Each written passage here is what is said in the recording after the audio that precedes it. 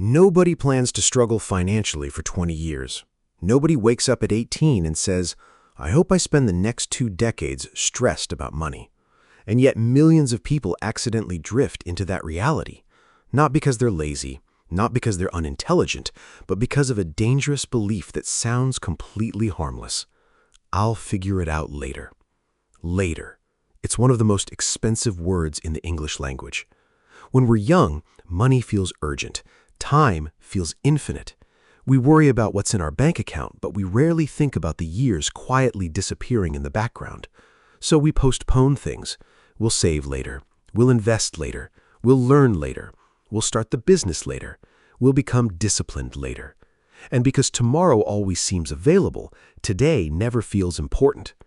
But the strange part is, life doesn't charge you for procrastination immediately. That's why it's so dangerous. The bill arrives years later. A person spends 5 years saying they'll start investing soon, then suddenly discovers those 5 years could have been quietly building wealth. Someone keeps putting off learning a valuable skill, then watches opportunities pass them by. Another person keeps waiting for the perfect moment without realizing the perfect moment was simply the moment they decided to begin. That's the first money lesson I wish I learned earlier.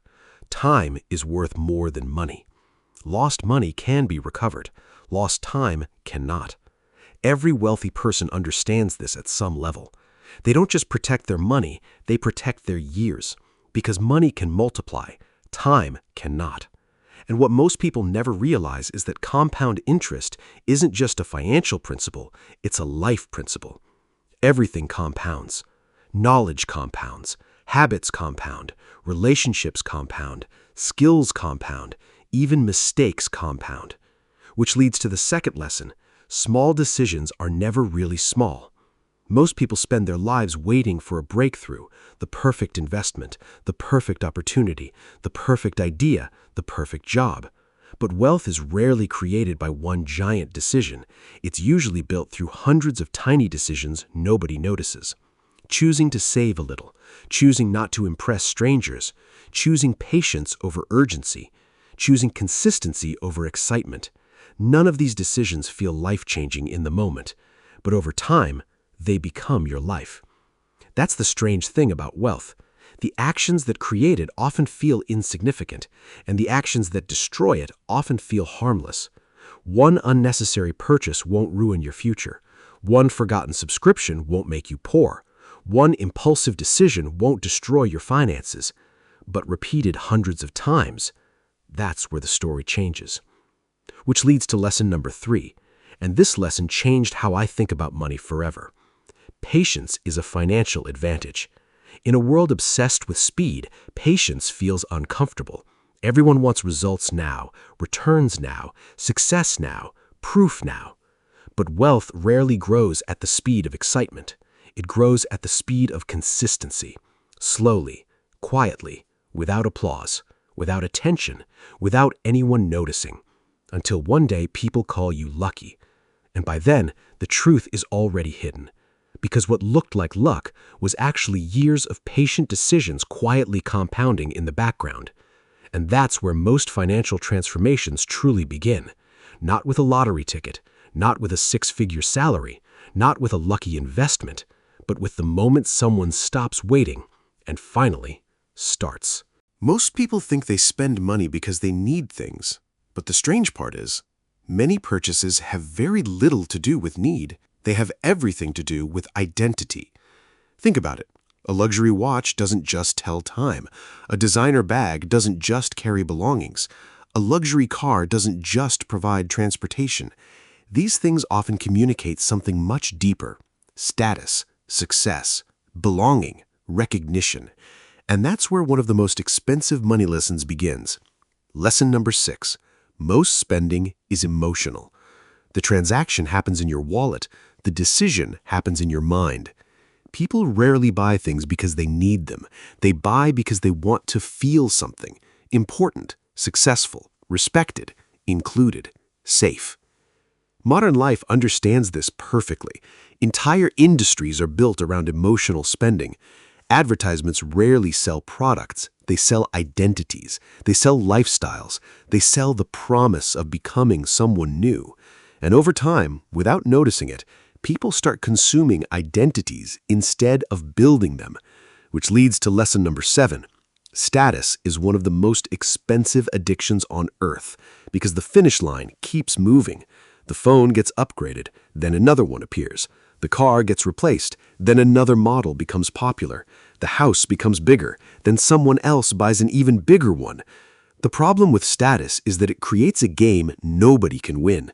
There will always be someone richer, someone younger, someone more successful, someone appearing to live a better life. And if your happiness depends on keeping up, you'll spend your entire life running. That's why lesson number 8 changed everything for me. Comparison quietly destroys wealth. Social media has made comparison effortless. Every day you see people announcing promotions, buying homes, taking vacations, launching businesses, making investments, and slowly, without noticing it, your ordinary life starts feeling inadequate. Not because your life changed, because your perspective changed. The danger isn't jealousy. The danger is behavior. People begin spending money to close emotional gaps. They buy things hoping to feel successful, but emotional purchases rarely solve emotional problems. They simply postpone them. And that brings us to lesson number 9. Lifestyle inflation is invisible while it's happening. Nobody wakes up and decides to become trapped. It happens gradually. A slightly nicer apartment, a slightly nicer car, slightly more expensive habits, slightly higher expectations. Then one day your income doubles, but your financial stress remains exactly the same because every increase in income was matched by an increase in lifestyle. The prison simply became more comfortable. And perhaps the most important lesson of this entire section is lesson number 10. Looking rich and being rich are often opposites. The people who appear wealthy aren't always wealthy, and the people quietly building wealth rarely look impressive. Real wealth is often invisible. It's the emergency fund nobody sees, the investments nobody talks about, the debt that doesn't exist, the freedom nobody can photograph, the ability to sleep peacefully, to say no, to walk away, to make decisions without panic. Most people spend years chasing the appearance of success, only to discover they sacrificed actual freedom in the process. And that's the irony. The things that look wealthy often create stress. The things that create wealth often look boring. But the strange part is, once you understand that difference, you stop performing success and start building it. Because true wealth has very little interest in being seen. Money is rarely a math problem. It's a psychology problem. And that's why lesson number 11 is so important. Fear is expensive. Fear keeps people from investing. Fear keeps people from negotiating. Fear keeps people from starting businesses. Fear keeps people trapped in situations they secretly want to leave. The strange part is, fear often disguises itself as logic. People tell themselves they're being cautious, responsible, practical, but sometimes they're simply afraid, and fear has a way of charging interest. Which leads to lesson number 12. Ego loses more money than ignorance. Some people lose money because they don't know enough. Others lose money because they think they know everything. The second group is far more dangerous because ego refuses to learn. Ego refuses to change. Ego refuses to admit mistakes. The market doesn't care how smart you are. Debt doesn't care how educated you are. Reality doesn't negotiate with confidence. And that's why lesson 13 matters. Intelligence does not guarantee wealth. Some of the smartest people in the world struggle financially, not because they lack knowledge, because they lack discipline. Knowledge tells you what to do. Discipline determines whether you actually do it. And over time, discipline almost always wins. Lesson 14. Your habits reveal your future long before your bank account changes, long before your income changes, long before your lifestyle changes. Your habits already know where you're heading. Daily choices create financial destinies, not dramatic moments, tiny, repeated behaviors. And perhaps the most powerful lesson in this section, Lesson 15, emotional decisions wear logical disguises. Most people don't say, I'm buying this because I'm lonely. They say, it's a good deal. They don't say, I'm investing because I'm afraid of missing out. They say, I've done my research. That's why self-awareness is one of the greatest financial skills on earth, because once you understand your emotions, you stop letting them quietly control your money. One of the biggest financial illusions in modern times. Life is the belief that wealth is built through dramatic moments. The big promotion, the lucky investment, the viral business, the overnight success story. But the strange part is, most wealth is built so quietly that nobody notices it while it's happening, including the person building it. That's because real wealth doesn't usually arrive with excitement. It arrives with consistency. And consistency is boring. That's why Lesson 16 changed how I think about money. An emergency fund isn't money, it's peace of mind. Most people think an emergency fund is just cash sitting in an account. But emotionally, it's much more than that. It's breathing room. It's the ability to handle bad news without panic. It's knowing that one mistake, one setback, one unexpected bill won't immediately throw your life into chaos. People underestimate how much better they think when they're not operating from fear. The person with savings isn't just financially stronger, they're psychologically stronger, because fear narrows decision-making. Security expands it. Which leads to Lesson 17. Wealth grows quietly. Debt is loud. Wealth is silent. People announce purchases. They rarely announce discipline. Nobody posts a photo of the expensive vacation they didn't take. Nobody celebrates the impulse purchase they avoided. Nobody applauds the months they consistently invested instead of spending. But those invisible decisions are often the ones that matter most. What most people never realize is that wealth is often hidden inside ordinary behavior. A person living below their means. A person avoiding unnecessary debt. A person investing consistently.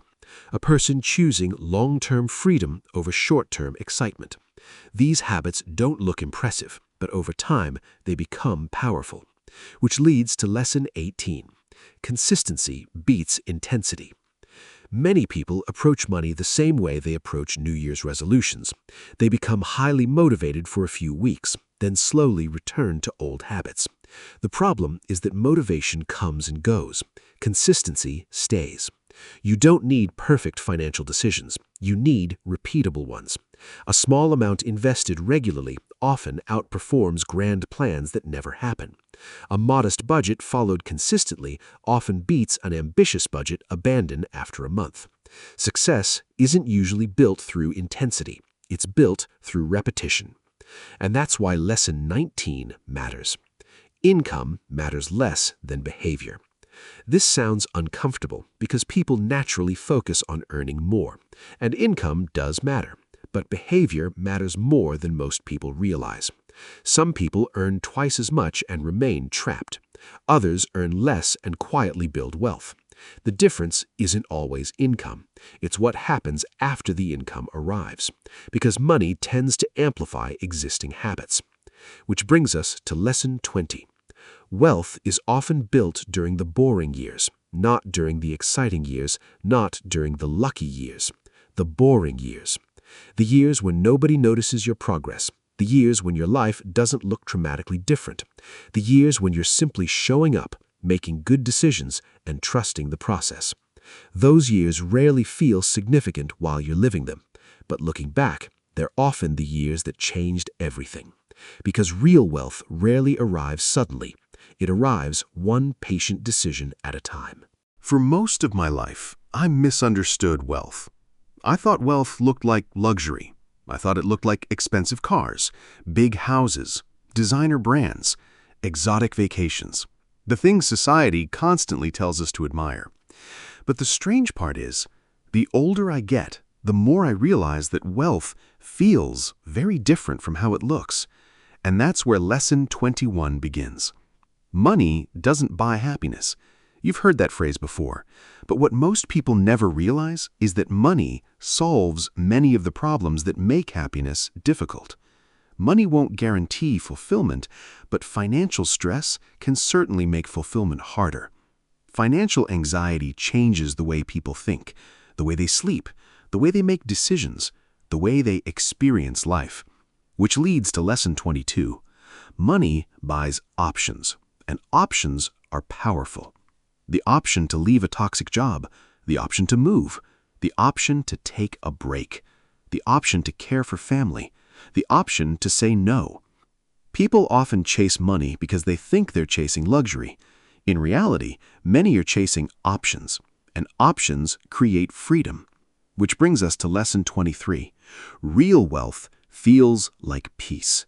Not excitement, not status, not attention. Peace. The ability to sleep without constant financial fear. The ability to face uncertainty without panic. The ability to make decisions based on values instead of desperation.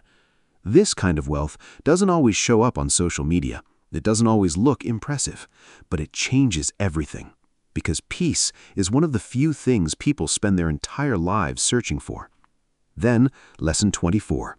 Financial freedom is ownership of time. The world teaches people to measure wealth through possessions, but possessions often require maintenance, attention, energy, responsibility. Time, however, is different. Time is life itself, and the people who are truly free often own more of their time. They have the ability to choose how they spend their days, who they spend them with, what they care about, what they ignore. And perhaps that's the ultimate purpose of money, not to own more things, but to own more moments. Which brings us to the final lesson, lesson 25. Wealth is who you become while building it. The discipline, the patience, the self-awareness, the emotional control, the ability to resist comparison, the ability to think long-term, the ability to remain calm when everyone else is rushing. Those qualities often become more valuable than the money itself, because money can be lost, markets can change, jobs can disappear, but the person you become stays with you. And maybe that's the biggest lesson of all. Most people spend years chasing wealth as if it's a destination, a number, a finish line, a future version of life where everything finally makes sense. But the strange part is, the people who understand money best eventually realize something profound. Wealth was never really about money. It was about freedom. Freedom from panic, freedom from comparison, freedom from fear. Freedom to build a life that reflects your values rather than your circumstances. And once you understand that, you stop chasing wealth and start becoming the kind of person capable of creating it.